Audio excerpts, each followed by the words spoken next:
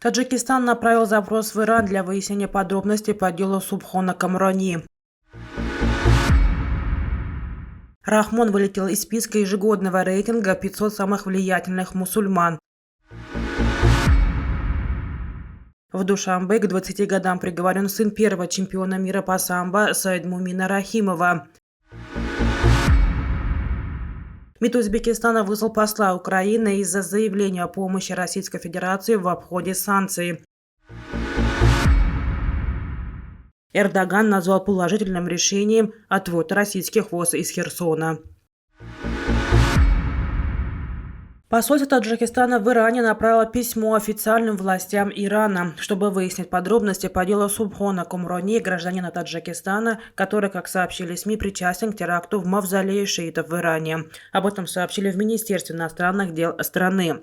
После известия о том, что одним из подозреваемых в нападении является гражданин Таджикистана по имени Субхон Камрани, посольство Таджикистана в Иране направило властям этой страны официальное письмо по разъяснению ситуации и теперь ожидаем ответа, отметили в министерстве.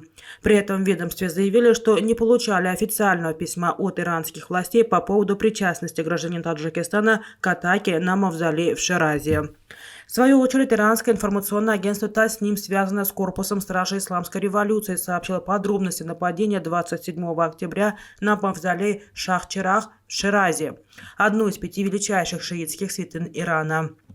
В сообщении агентства гражданин Таджикистана указывается как основной фигурант нападения, а гражданин Азербайджана назван координатором действий террористической ячейки внутри страны. Агентство опубликовало фото паспортов нападавших. Так, согласно информации, имя одного из главных исполнителей этого нападения – Камрон Субхон, 23-летний гражданин Таджикистана. Паспорт выдан 8 сентября 2017 года ОМВД города Гиссар. Таджикская сторона пока никак не отреагировала на это сообщение. В МВД города Гиссара заявили, что не располагают информацией по этому поводу. Королевский исламский центр стратегических исследований в Омане выпустил ежегодный рейтинг 500 самых влиятельных мусульман на 2023 год, в который из Таджикистана вошел лишь главный муфтий страны Саид Мукаррам Абдулкадыр Зода.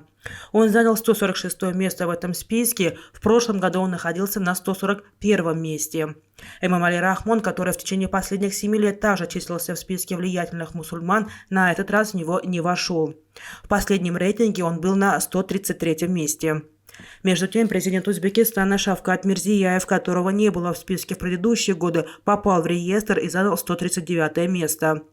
Также в список вошел президент Казахстана Касым-Жомарт Токаев, который занимает 183 место, а известный певец этой страны Димаш Кудайберген оказался на 138 месте. Глава талибского правительства Хайбатулла Ахунзада тоже вошел в этот список, заняв 49 место.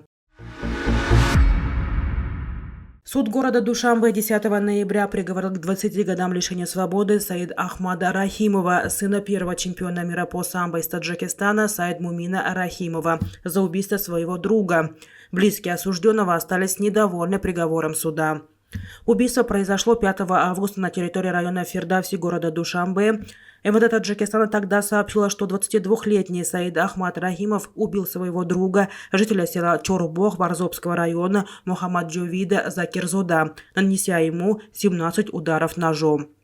Следствие установило, что между подозреваемым и убитым были финансовые отношения.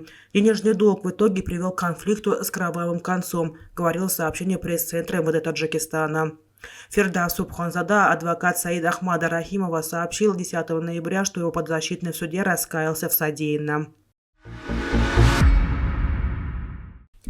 В Министерстве иностранных дел Узбекистана 10 ноября прошла встреча с чрезвычайным и полномочным послом Украины Николаем Дорошенко. Об этом сообщает пресс-служба узбекского МИДа. До посла Украины доведена серьезная озабоченность в связи с распространенным в средствах массовой информации необоснованным заявлением представителя Министерства обороны Украины о якобы поставках продукции двойного назначения в обход действующих санкционных ограничений, говорится в сообщении. В МИДе подчеркнули недопустимость распространения украинской стороной в СМИ недостоверных сведений, касающихся Узбекистана. При этом в министерстве заявили о готовности при поступлении официальных обращений украинской стороны изучать интересующие вопросы и представить объективную информацию. Николай Дорошенко заверил, что оперативно доведет озабоченность узбекской стороны и итоги состоявшейся встречи до руководства МИДа Украины. Поводом для встречи стали заявления представителя Главного управления разведки Минобороны Украины Вадима Скибицкого, который в интервью итальянскому изданию «Ла Република» назвал Узбекистан среди стран, помогающих России избежать западных санкций. Турецкий президент Реджеп Таyyip Эрдоган назвал отвод войск России из Херсона положительным решением и подчеркнул, что работа Турции в качестве посредника продолжается, передает Хабар-7. Наша работа по посредничеству продолжается непрерывно. Когда эта работа закончится, говорить об этом неразумно. Решение России в отношении Херсона является положительным, сказал Эрдоган на пресс-конференции в аэропорту Анкары.